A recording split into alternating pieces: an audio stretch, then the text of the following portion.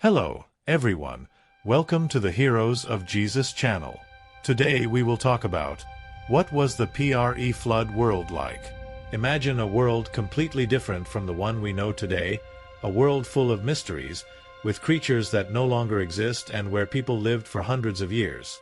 Sounds incredible, doesn't it? And on top of that, there are stories of giants walking the earth. It's the kind of scenario that seems like something out of a fairy tale, but the Bible talks about this time in the first chapters of the book of Genesis, describing both the incredible things that human beings did and the great mistakes they made. This period is called the pre-flood world, that is, the time before the great flood that covered the earth. According to the Bible, humans at that time were very intelligent and creative. They built cities, raised livestock, made music with instruments that they invented themselves, and even learned to work with metals such as copper and iron. It seems that they had a life full of discoveries and progress. And of course, before we begin, don't forget to subscribe to the channel. Leave a like to support our work and come with me on this journey full of surprises and incredible discoveries. But at the same time that this world seemed so advanced, there was something very wrong happening.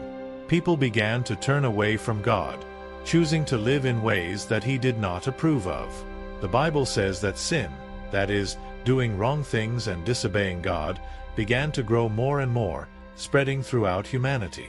Imagine this, a world with so many possibilities, where people could live for a long time, learn, invent and build incredible things, but also a place where evil and disobedience were out of control. This contrast between human achievements and moral corruption is what makes the pre-flood period so fascinating and, at the same time, so tragic. This world was destroyed in the flood, but the lessons it leaves us with are still very important today. He reminds us how important it is to use our gifts and abilities to do good and stay close to God, even in a world full of temptations and challenges. Have you heard about how it all began?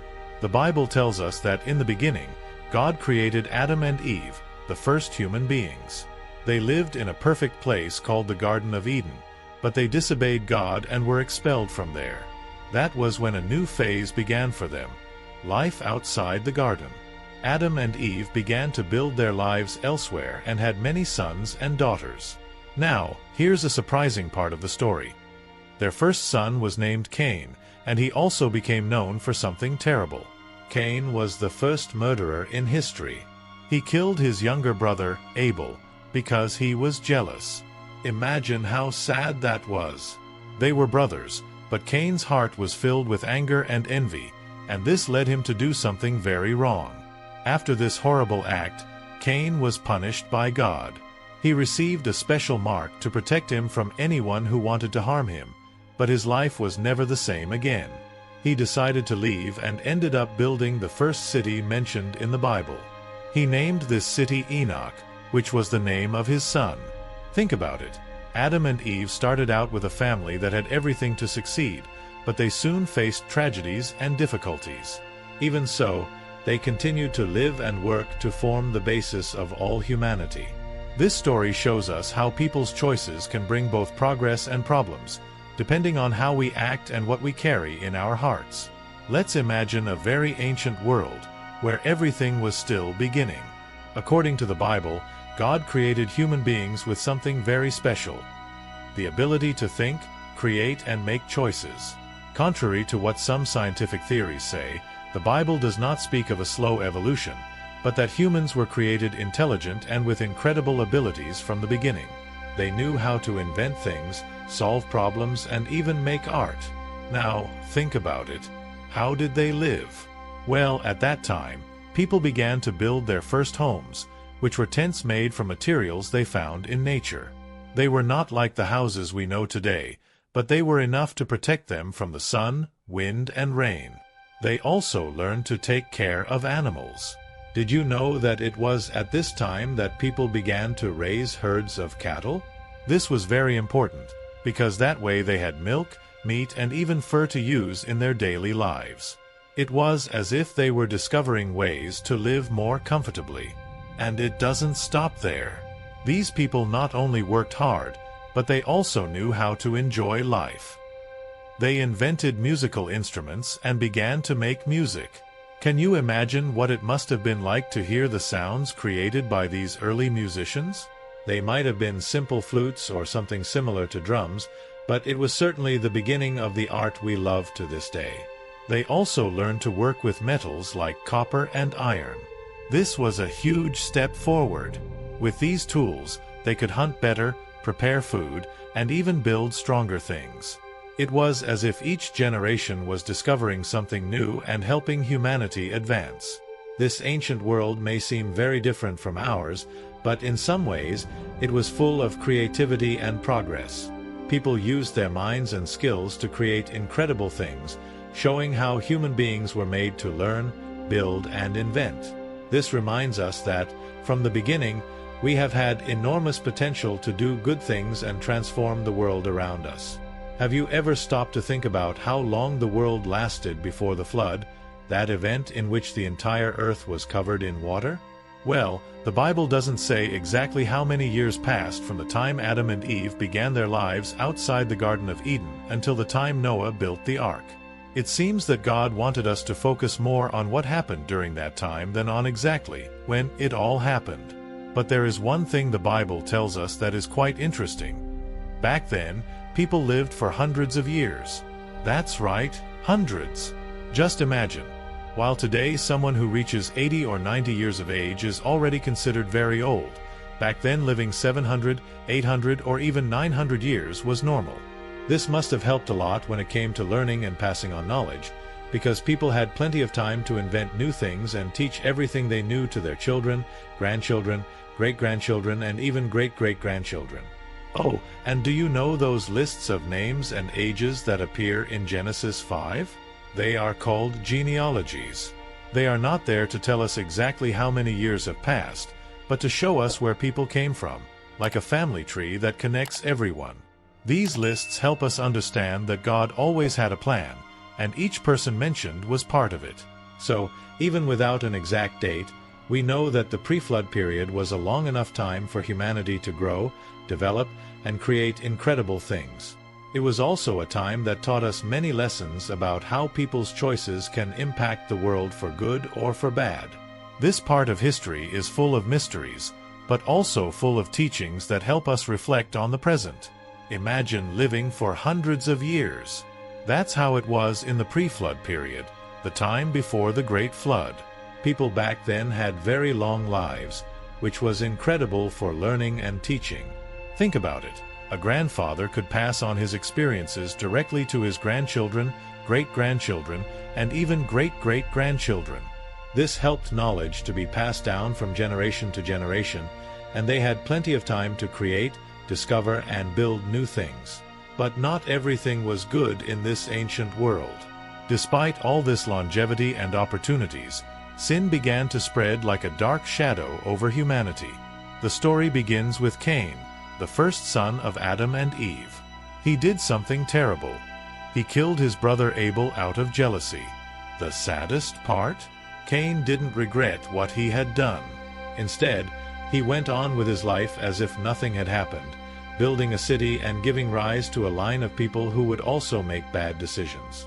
One of Cain's descendants was Lamech, and he is another example of how things were getting out of control. Lamech was the first man mentioned in the Bible who had more than one wife, something that God had not planned for humanity. Furthermore, he was so violent that he bragged about having killed other people. Just imagine, someone taking pride in their crimes. This shows how people's hearts were becoming increasingly distant from God. Over time, the world became increasingly filled with evil. People began to live as if God did not exist, doing whatever they wanted without worrying about the consequences.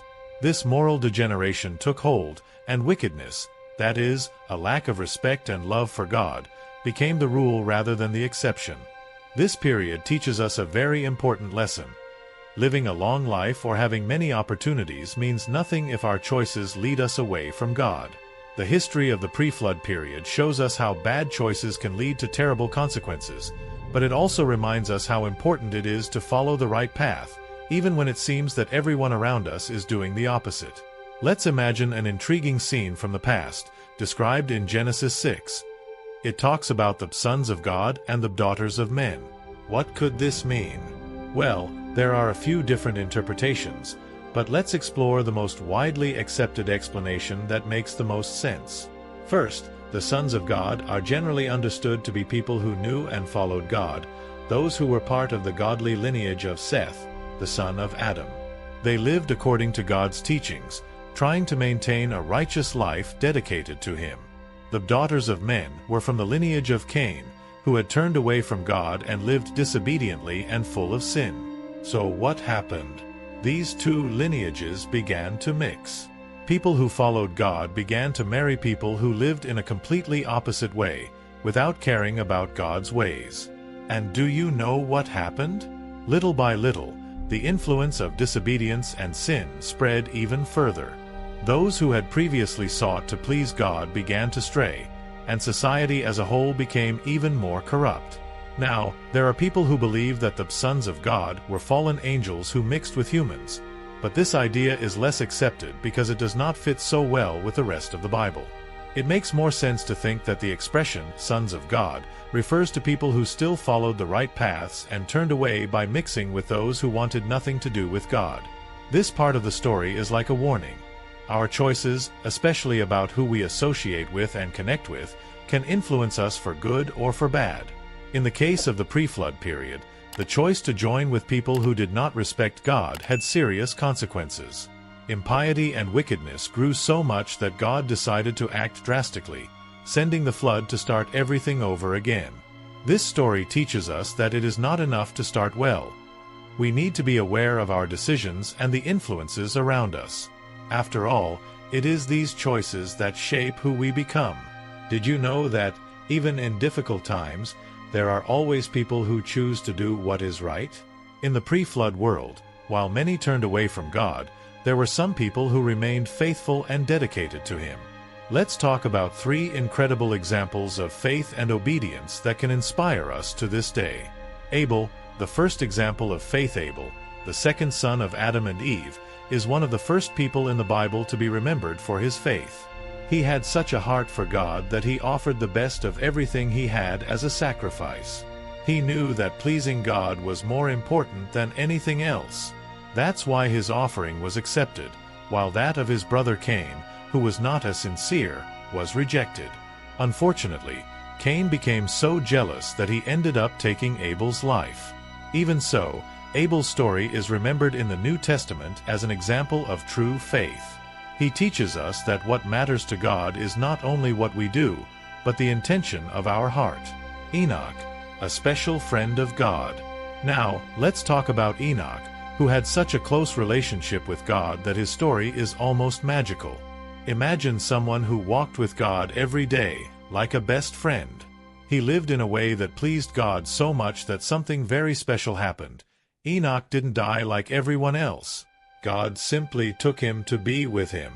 It's as if, instead of an end, Enoch's walk with God continued forever in another place. Isn't it amazing to think that someone could live so close to God? Noah, a man of courage and faith. And of course, we have Noah, one of the most well-known figures in the Bible. He lived in a time when evil had taken over the world, but he chose to be different. Noah was a righteous and God-fearing man, which was not easy at that time. God gave him a gigantic mission, to build an ark to save his family and many animals from an upcoming flood. Noah believed in God and obeyed, even when no one around him understood or believed in what he was doing. Thanks to his faith and determination, he and his family were spared, and humanity had a chance to start over. These 3 men, Abel, Enoch, and Noah, show us that it is possible to be faithful to God, even when everything around us seems to be going wrong.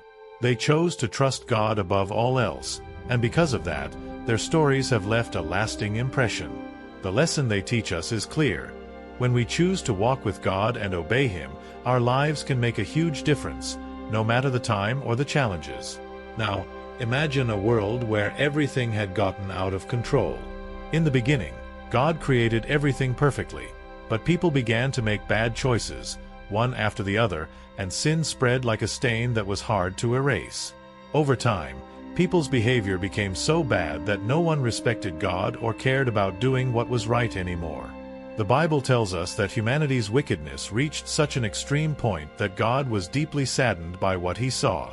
In Genesis, it is said that he regretted having created man. This does not mean that God made a mistake, but that he felt great sadness, like a father who sees his children making choices that only lead to destruction. God's heart was broken when he saw how far people had strayed from him. It was then that God made a difficult but necessary decision. He would start over. God decided to send a great flood to cleanse the earth of all that evil. But before that, he chose a faithful family to be saved, Noah's family. While everyone around them lived as if God did not exist, Noah and his family remained obedient. So God instructed Noah to build a gigantic ark, where he, his family, and many animals would be protected from the coming waters. The Apostle Peter, in the New Testament, also speaks of this event. He describes how the ancient world was completely covered by the waters of the flood. It was a new beginning for humanity, a chance to start over. But this story is not just about destruction. It is a great warning. When we ignore God and live as if he doesn't matter, the consequences can be serious. The end of the pre-flood period teaches us something powerful. God is patient and loving, but he is also just. He gives people opportunities to repent, but when evil reaches its extreme, he acts. That is why the story of the flood is much more than about waters covering the earth. It is about choices, consequences, and God's love for a world that he created to be good. Now, think about it. Did you know that Jesus gave us an important warning about the future? He said that the last days of the world will look a lot like the times before the flood. And what was it like back then? Well, people were so busy with their own desires that they completely forgot about God. They lived to satisfy their desires, having fun, eating, drinking, getting married, and going about their lives as if everything was normal, without even thinking about what was right or wrong.